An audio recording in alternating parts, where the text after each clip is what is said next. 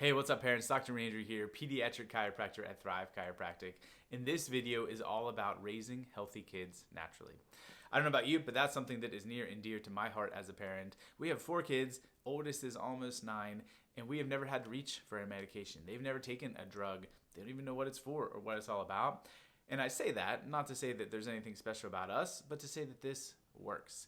This approach is doable, right? That might seem like a completely impossible undertaking depending on what your starting point is, but you can absolutely get there when you approach things the right way and when you hit these 4 pillars really well. So we're gonna go through those 4. It's the nervous system, it's sleep, it's movement, it's nutrition. There's a lot of details and nuances that go into each of those. So don't feel like you just heard that and you can take it and run with it now, because you gotta think about those a little bit differently than most people do. But before we even get to those 4 pillars, I want to get to maybe the philosophy or the approach to health that is underlying all of them. Because when we miss that piece of it, you never have the right next steps. You never have the right approach to handle any individual situation if you're coming at it from a different framework. So that framework for me, for us within chiropractic, is called the ADIO philosophy. That's above, down, inside, out. And amazingly, it's the shirt I'm wearing today, the ADIO principle. What that means is that health comes from the inside out, not the outside in. Our best chance of being at our best, our kids' best chance, isn't from putting the right medications or lotions or potions or treatments into their body. It's just allowing that amazing innate wisdom and innate potential that they have to be at its best, to reach its full potential. Now, that's not to say that what we put in our body doesn't matter, right? Our nutrition matters immensely. That's one of our pillars. Different supplements, different approaches that you can add in are huge, but they're all about supporting your body's own mechanisms, not trying to change them, not trying to manipulate them. Actually, one of the guides, one of the free giveaways that I have for you all is this Nature's Medicine Cabinet quick hitter resource guide, right? This has some of our favorite extra things that you can take when your kid is struggling with different struggles or challenges. So we've got all the info on that in the video. Just comment here, let us know you want it, give us a way that we can send it to you, email address, phone number, and we'll make sure that you get that, as well as we have a 14-page playbook that walks through everything that I'm going to go through in this video today in even more depth. So that's the game plan. We've got some amazing resources. I want to get you to the point where you can be living that same life that my family, my kids get to, and so many of the Thrive families that we take care of are living as well. Step 1, though, is the nervous system. So let's go through these 4 pillars. The foundation is neurology, because that is the boss of everything else. If you skip this one, and honestly, for a lot of you crunchy, natural, holistic moms that are listening to this that aren't already under neurologically focused care, this is probably the missing piece for your family. If you miss this, everything else is going to be a struggle. It's the foundation, right? Think about this from our hierarchy of neurological development framework. The foundation of this pyramid is the nervous system, specifically your autonomic nervous system. It's what's called the sympathetic parasympathetic balance, or what you hear us refer to as the gas pedal versus the brake pedal. Is your system, is your neurology in fight or flight and stuck, or are we in an adaptive state? That's the foundation. And then on top of that, the neuromotor system, movement. The gut and immune process, functional medicine, supplements, nutrition matters a ton. Brain-based interventions, whether that's ABA or therapy or counseling or sticker charts, all of these things we love. They're needed, they're important. We do them ourselves. But when you do those steps 2, 3, and 4, without that, you're going to be struggling. You're not going to get the results that you need out of it. Just like if you try to build a house with the foundation that isn't properly supported and structured, you're going to run into issues.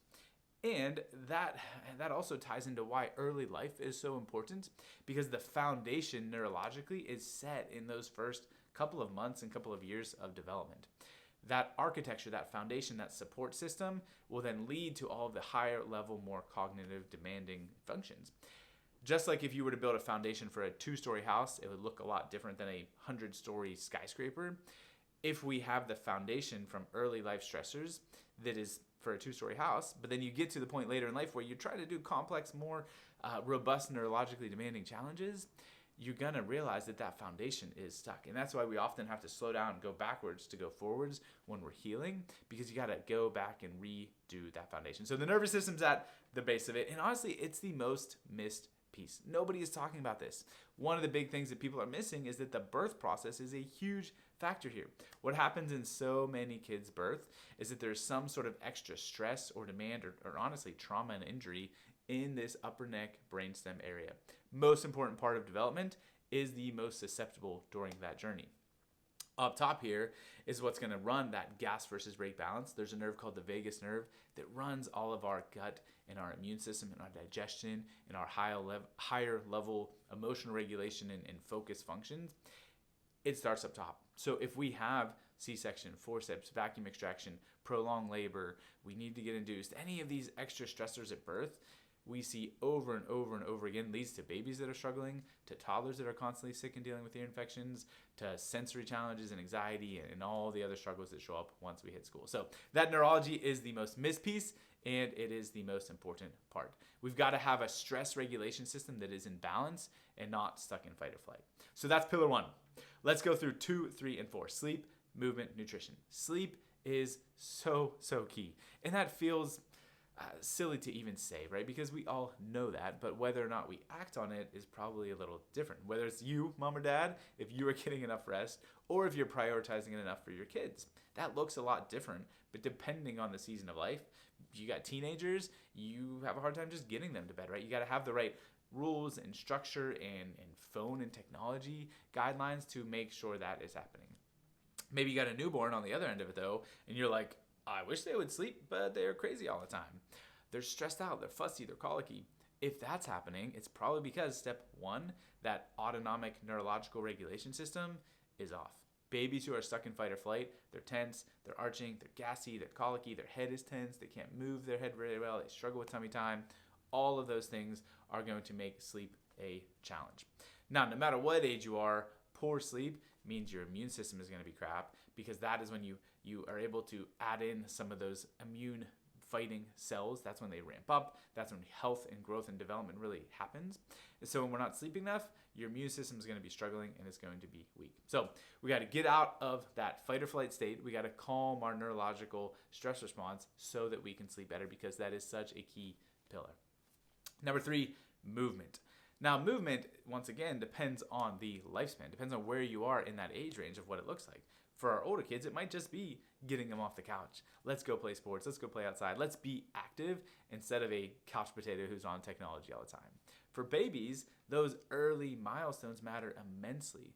Motor development feeds every other neural pathway. The nervous system is stimulated and grows based on movement patterns. So rolling, crawling, climbing, moving around in the house, and just being able to do all of those milestones, which honestly starts with tummy time for most kids, those are massively important so that they hit that architecture, that foundation that their nervous system needs to grow on with everything else. And that's honestly one of the biggest frustrations we have. With a couple years ago, the CDC had completely changed some of the milestones. They removed crawling from that expected neurodevelopmental chart.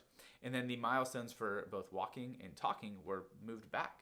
They were the way I look at it is we moved the goalpost. We changed the expectations, even though biology doesn't change. More kids are struggling, but that doesn't mean that we should just make it okay that they're struggling. We should ask, why is this happening, and what do we need to do to get to the bottom of it?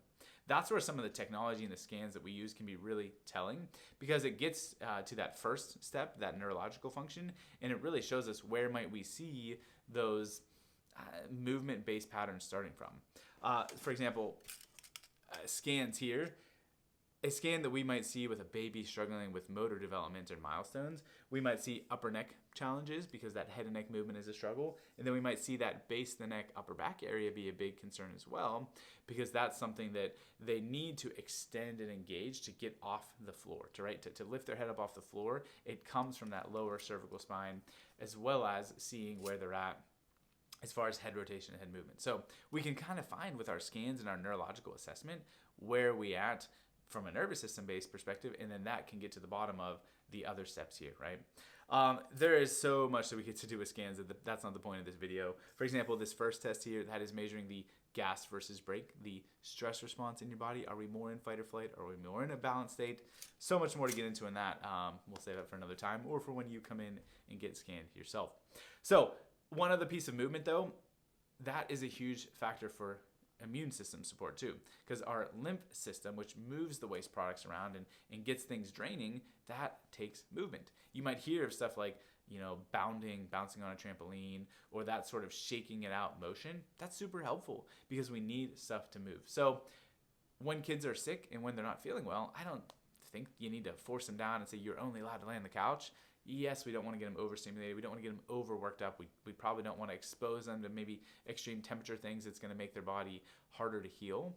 But we don't want to not allow them to move if they are feeling up to it, right? That's where trusting your kids, watching their inside out perspective, right? Coming back to that philosophy, just watching what their bodies are trying to do is really, really a good guide, rather than you forcing something upon them. So we got to get drainage.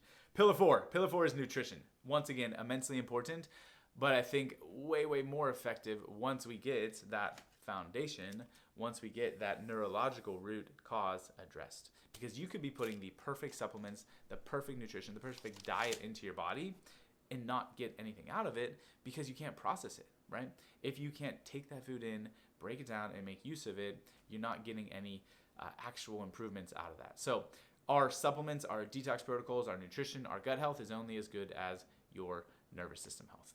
So what does that look like? Use food as medicine. Use food as supporting your health. I already mentioned we've got these nature medicine cabinet supports that we're happy to email out to you if you want to have that one-page guide. We want to have nutrient-dense foods that build immunity. This, once again, the point of this isn't to get into all of the nuances of what nutrition looks like, but there's some basics that I want you to absolutely avoid, right? Sugar is a huge one, especially with kids, right? That is something they're always reaching for. That makes a massive impact on their immune system. As we add sugar in, their immune system drops immensely, right? It can suppress that immune function up to 50%. That is also oftentimes going hand in hand with some of the other negatives, which is different chemicals, different artificial colors or sweeteners, different preservatives. Guys, kids and chemicals do not mix. We are never wanting to include something like that in our kids' diet. Even if they're not eating perfectly all the time, you can make sure that they're not getting some of those more toxic, just straight up poison things in. So the red dye 40s, the blue 6 or yellow 10 or whatever they are, check the labels. If there's colors in them, not an option, right? It's not just, for me, I don't just say like, oh, let's just minimize those. Those are a hard no. As far as the 80-20 principle, though, of minimizing some stuff, that absolutely is true for our life, right? We are not every single meal, every single thing we put in our bodies, the perfect nutrient balanced, nutrient dense meal, but it's the majority of them, right? And then that 20% that's the exceptions, it's not poison, it's not straight garbage, it's just not as nutrient dense, right? I always use our organic lollipops here at Thrive as an example, right? We've got the Yum Earth organic lollipops that the kids love, and those are not a health food, right? People will say, like, oh, you got healthy lollipops. It doesn't exist. They're less nutritionally offensive. They're not full of poison. There's no artificial colors or sweeteners. It's real food, but it's still sugar. It's still not good for us. It's just not straight poison either. So, nervous system focus, sleep, movement, nutrition. Guys, those things are everything for your family. Check those boxes and you're gonna see some amazing results, and you're gonna start moving towards that direction of an inside out approach. And then you add on to that the nature's medicine cabinet tools for when your kids are struggling. How do you address it? How do you use that to help them heal faster? And you've got an amazing playbook to help your kids thrive. So if you want those resources, the 14-page playbook, the 1-page summary of what do you take for what sort of challenges, please just comment on this video, send our team a message. We'll get your email address and we'll make sure we pass that on ASAP. If you're missing pillar 1, if you're missing nervous system based care, you got to get your kids scanned. You got to get yourself scanned, mom and dad. Those scans, that neurological assessment really lets us dig into where is that coming from? Where are those primary stressors in your system? And how severe is it, right? How big of a challenge are we dealing with? We would love to help with that. That is literally our mission. Our purpose here at Thrive is helping every single kid and family reach their full potential and making chiropractic the first and most obvious choice for their healthcare. So if you need help with that, please don't hesitate to reach out. We are here for you. We're going to answer any questions. We'll walk you through what that process looks like and how we're going to go through your case history. We're going to dig into the X's and O's of what you're struggling with, what your goals are for your kids, what their birth process looked like. We're going to do those neurological scans, and then we're going to come up with a personal, individualized game plan for them so that we can unlock those challenges and get them heading in a better direction. So parents, I hope this was helpful. Let me know if you got any questions, and I can't wait to meet you soon and help your family thrive.